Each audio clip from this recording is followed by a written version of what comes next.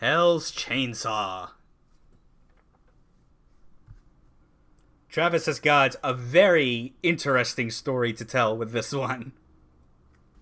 With a name like that, it's gotta be good. Mm-hmm. It's about a guy. Okay, I'm out. His name's Damon Riccatello. From Unity, Utopenia.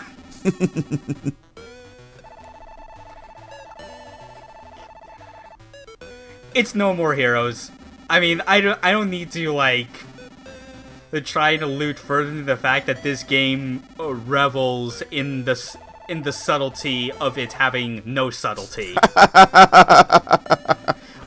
Which is really the best way to go about it, because it's presenting a game and story and characters with no subtlety fools people into thinking that there is nothing actually subtle on top of it.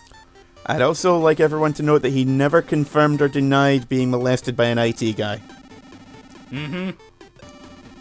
So this is something that has definitely left me and others who have played this game thinking, getting a bit more of a glimpse of what No More Heroes 3 could possibly be, because this is already setting up for a new kind of potential villain, or at least some type of antagonist that's kind of in the vein of Pizza Butt.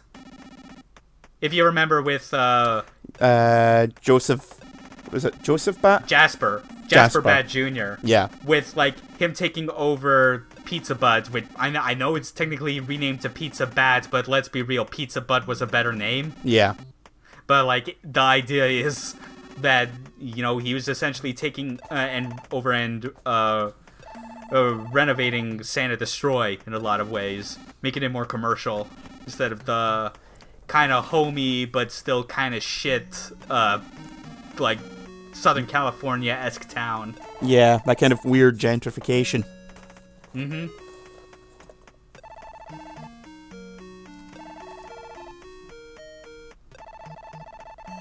Travis and Jean going on and on about just the weird reality of working at big corporate entities with their crazy lavish campuses. Kind of weird, Travis being the Luddite and Jean being the technophile. Mappy! Yeah, glad you recognized it. I did too. Everyone did. Yeah, weird. Mm-hmm. Almost like that name's gonna have some significance later on. Nah, that's nonsense.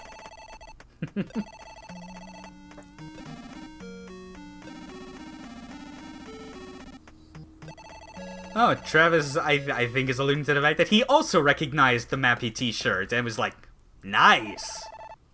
Yeah, and didn't once try to hit on her or offend her in any way, shape, or form. He's growing as a character. Or walked past her and just proceeded to murder everyone in the facility until finding out Damon's location. That too. So this is Juliet Chesterfield. Not Juliet... I'm already forgetting the last name of the Juliet from Lollipop Chainsaw. Juliet Starling. Starling, yeah. It's a different Juliet, but yeah.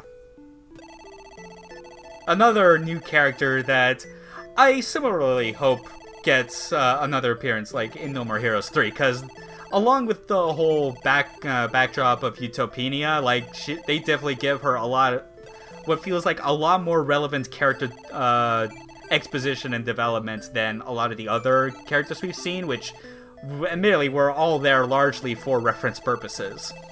It's also nice to see a female character who either isn't crazy about Travis or, absolutely despises him. She's just sort of okay, you're here, and... Yeah, and is more or less jaded by, the unflattering aspects of her job as a tertiary secretary. Yeah. Just a cog in the big machine. It's like the bottom of the top. Mm-hmm. And yeah, how she got the job is that, yeah, she was an influencer. Topical. Goddamn YouTubers. Yeah, but at least she was the cool kind of influencer who was not just chasing after what is like the current Fortnite or other bullshit popular fad. She was like, nah man, I just like these old vector video games. Vector graphics are cool. Let's show people what they look like. There's a couple of people watching her on Twitch saying, she hasn't even said the N-word once! Yeah. That's probably why she got hired in the first place, come to think of it. Mm-hmm. Yep, there we go. Everyone notices Mappy. Now here's the extra crazy part that I think is getting a bit into Suda taking a bit of a leap in what I'm willing to believe. Yeah, I could see... The idea... I know that Travis is... He's a huge gamer. We all know. He likes video games. But he's also a goddamn otaku. Like, Yeah. a full-on weeb and shit. I have... I've met people that are, not to the same level of awfulness as Travis, but definitely passionate about the things that they obviously would be passionate about, which is the Japanese side of video games. Not a single one of them plays on a PC. Yeah, I find it, especially when he didn't even have a PC at his own fucking motel. Yeah. So it's like, I find it hard to believe that Travis of all people would be way into Unreal Tournament. Especially at like a finals in 2008, which I'm pretty sure is like, it would have been a year after Unreal 3, and Tournament 3 had come out, and if that was the game they had played, whoo boy. Yeah, maybe it was the Unreal game that they released exclusively for the Xbox. Unreal Championship? Yeah. But no, I can't see Travis being an Xbox owner. Yeah, it's not true. pure enough for him.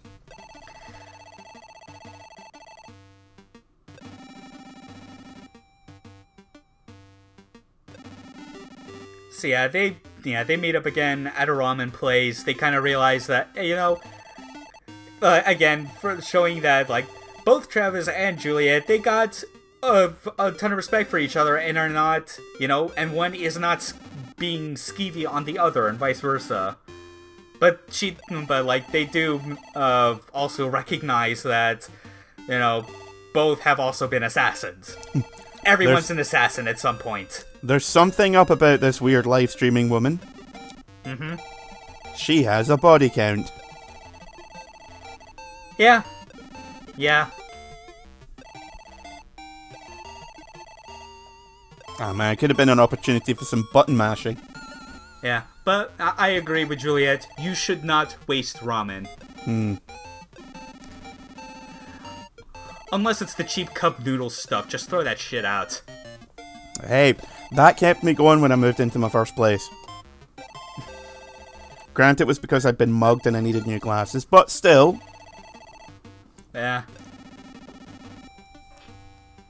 So now we have to drive 96 hours on a motorcycle to Croatia to some goddamn rich people festival for Utopia. It's Firefest 2.0. Yep. Except everyone's on fire now. Mm-hmm. Yes, Travis, the man with the bean katana who barges into the VIP room is suspicious. And he's being accosted by Max Headroom. They all the bodyguards look like fucking Max Headroom with sunglasses. Fair point.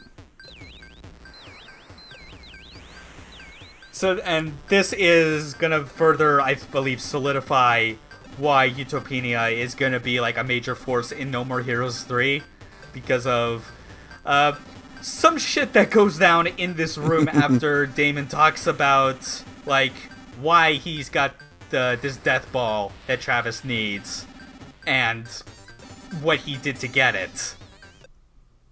He used to work with Dr. Juvenile on a game called Serious Moonlight. A game that was being promised as a huge AAA open world RPG. There's just things, we're not coming together, which, that often happens with a lot of game design.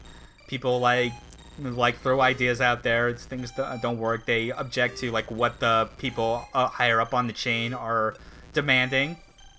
Basically, why Valve hasn't released a game in like 10 years. Yeah. Well, I feel like it's less people objecting to any, like, hard objecting to any idea, and more just like, we could just keep making money, though, without doing anything. Ideas? What are those? Yeah.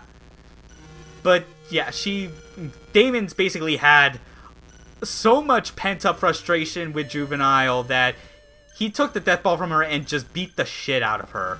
And actually revels in the fact that he, like, beat her that hard, which is super scummy.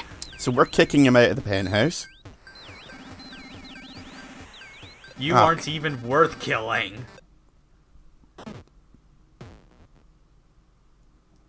So yeah, we beat the shit out of Damon for being a massive piece of shit for beating up Dr. Juvenile, who's a woman.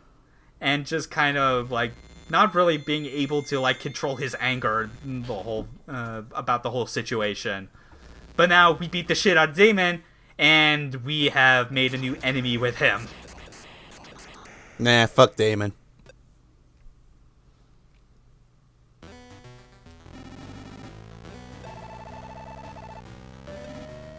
Yeah, that's pretty ominous now. But we got the new death ball. And I think, as you'll see when we get to the next game, this will put the allegory or metaphor or whatever you want to call it for this scenario in a new light. Also, fuck Damon. Fuck Damon.